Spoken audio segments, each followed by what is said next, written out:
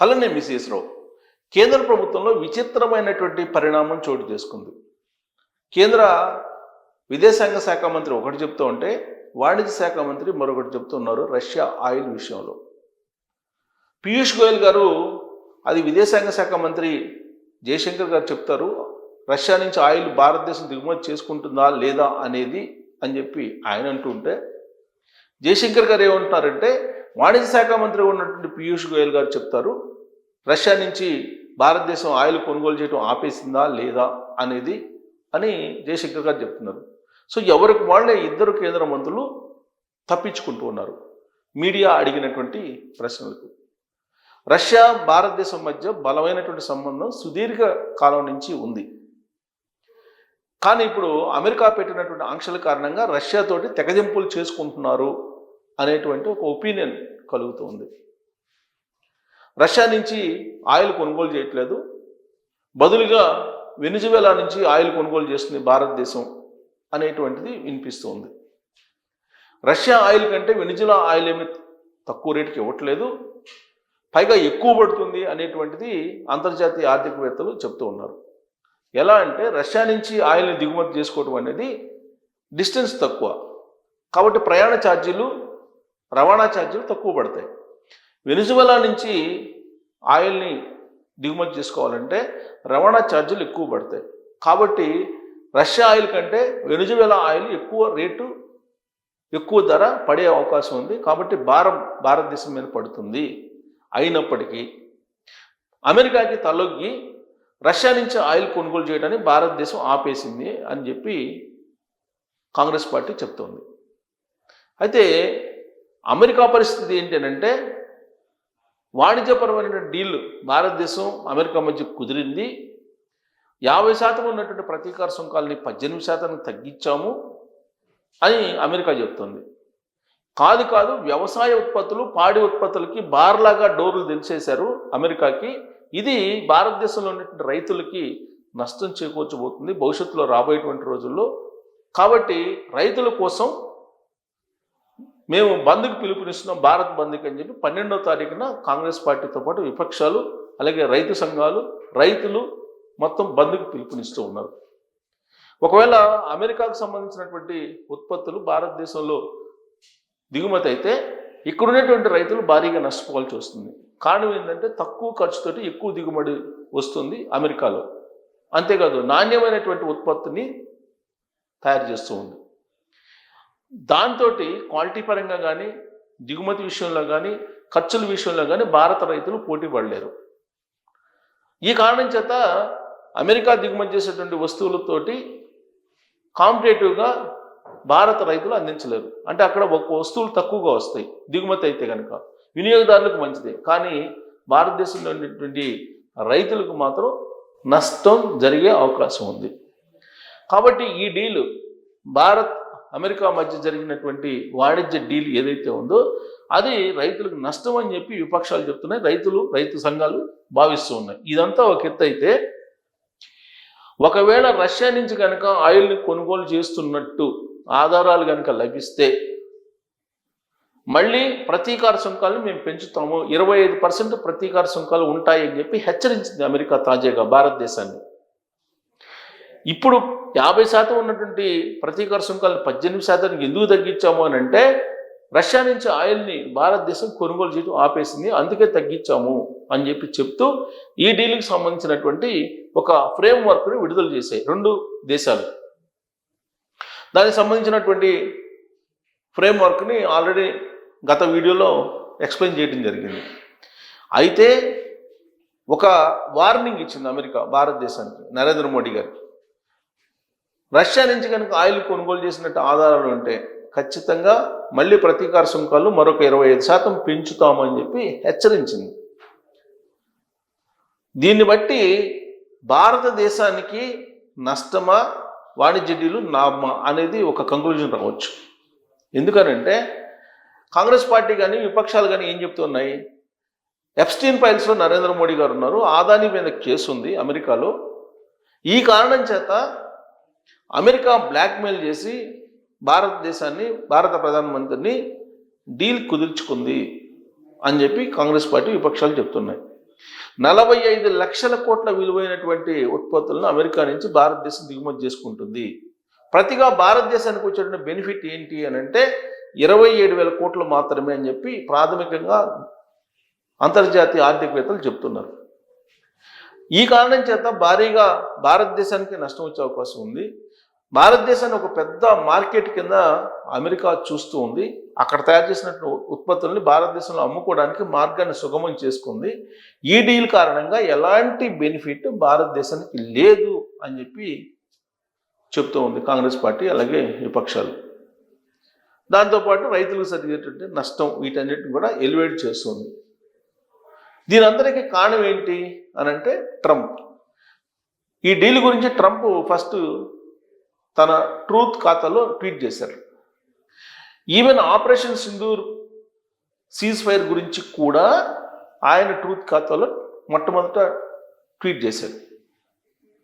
ఈ పరిణామాలన్నీ జరిగిన తర్వాత గత కొంతకాలంగా మౌనం దాల్చాడు నరేంద్ర మోడీ గారు. అంతేకాదు పక్కనే ఉండేటువంటి చైనాతోటి, రష్యాతోటి బలమైనటువంటి సంబంధాలను ఏర్పాటు చేసుకున్నాడు. యూరోపియన్ యూనియన్ తోటి వాణిజ్య డీల్ కుదుర్చుకున్నారు. మదర్ ఆఫ్ ఆల్ డీల్స్ అన్నారు. యూకే తోటి free trade deal కుదుర్చుకున్నారు.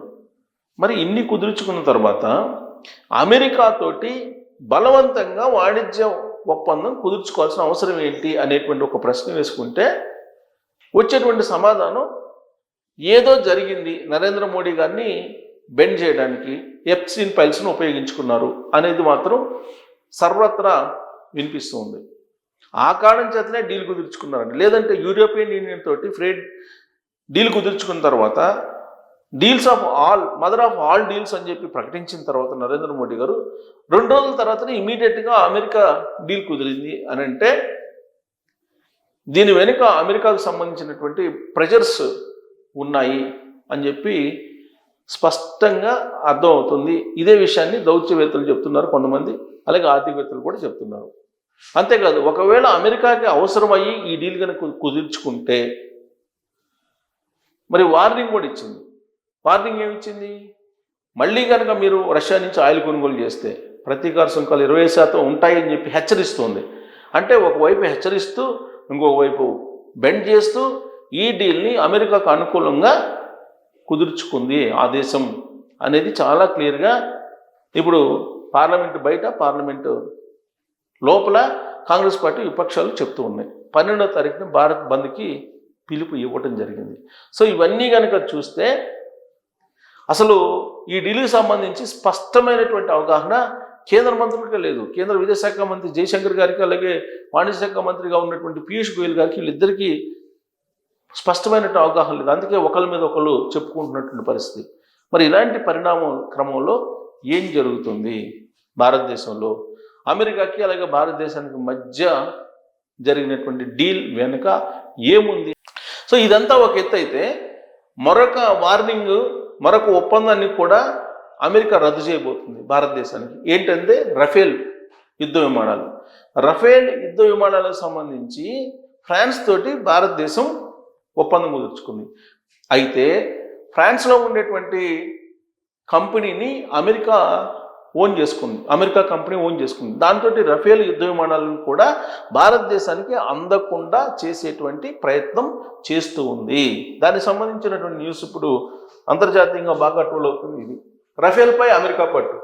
France కిరీటంలో కలికితురాయిగా పేరొందినటువంటి Rafale యుద్ధ విమానాల వ్యవహారం అమెరికా చేతుల్లోకి వెళ్ళిపోతుంది. దీనితో 114 రఫేల్ ఫైటర్ల కొనుగోలు కోసం భారత్ చేస్తున్నటువంటి ప్రయత్నాలపై ప్రభావం పడవచ్చనే అంచనాలు వెలువడుతున్నాయి. ఫ్రాన్స్కి చెందిన దసో ఏవియేషన్ సంస్థ రఫేల్ ఫైటర్లను అభివృద్ధి చేసింది.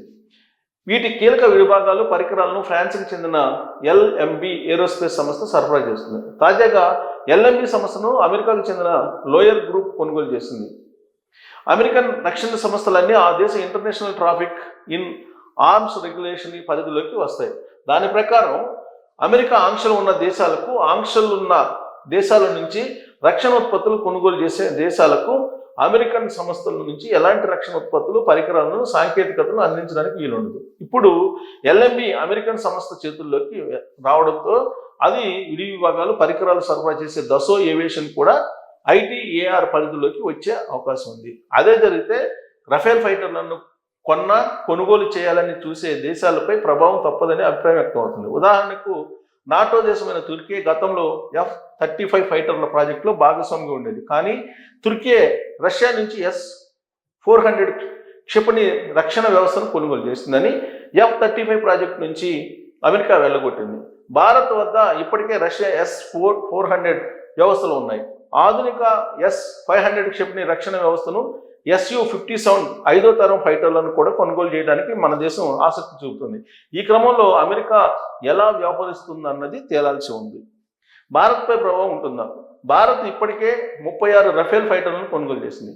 నావికాదళం కోసం 26 రఫేల్ M ఫైటర్లకు ఆర్డర్ చేసింది. మరో 114 రఫేల్ ఫైటర్ల కొనుగోలు కోసం భారత్ గతంలోనే ఫ్రాన్స్ దసో ఏవియేషన్తో అవగాహన ఒప్పందం కుదుర్చుకుంది. వచ్చే వారం జరుగుతున్న కేంద్ర రక్షణ ఉత్పత్తుల సేకరణ మండలి భేటీలో ఆమోదించున్నారు. ఈ నెల 3వ వారంలో ఫ్రాన్స్ అధ్యక్షుడు మేక్రాన్ భారత్లో పర్యటిస్తుండటంతో తుది ఒప్పందం జరిగే అవకాశం ఉంది. ఇలాంటి సమయంలో LMB ఏరోస్పేస్ అమెరికా ఐటీఏఆర్ పరిధిలోకి వస్తుందనేది చర్చనీయాంశమైంది. సో ఇక్కడే మెలికొంది ఏంటంటే భారతదేశం ఇప్పటికే రష్యా నుంచి S-400 కొనుగోలు చేసింది. S-500 కూడా ఆర్డర్ ఇచ్చింది. రష్యా మీద ఆంక్షలు ఉన్నాయి, అమెరికా ఆంక్షలు పెట్టింది. సో కాబట్టి ఇప్పుడు ఫ్రాన్స్లో ఉండేటువంటి LMB పరిధిలోకి వచ్చింది కాబట్టి ఫ్రాన్స్ కంపెనీ రఫేల్ తయారు చేసేది. అక్కడి నుంచి ఆంక్షలు ఉన్నటువంటి దేశాల నుంచి కొనుగోలు చేసినటువంటి దేశాలకి ఈ రఫేల్ యుద్ధ విమానాలు ఇవ్వరు. అంటే ఇప్పుడు అమెరికా దయాదాక్షిణ్యాల మీద మనకి రఫేల్ యుద్ధ విమానాలు ఆధారపడ్డాయి. మనం రష్యా నుంచి కొనుగోలు చేశాం కాబట్టి S-500కి మళ్ళీ ఆర్డర్స్ కూడా ఇచ్చాం కాబట్టి ఆంక్షలు ఉన్నటువంటి రష్యాతోటి భారతదేశం వాణిజ్య రక్షణ ఒప్పందాలు కుదుర్చుంది కాబట్టి ఫ్రాన్స్ నుంచి మనకి రఫేల్ యుద్ధ విమానాలని రాకుండా అడ్డుకోవడానికి అమెరికా ప్రయత్నిస్తుంది.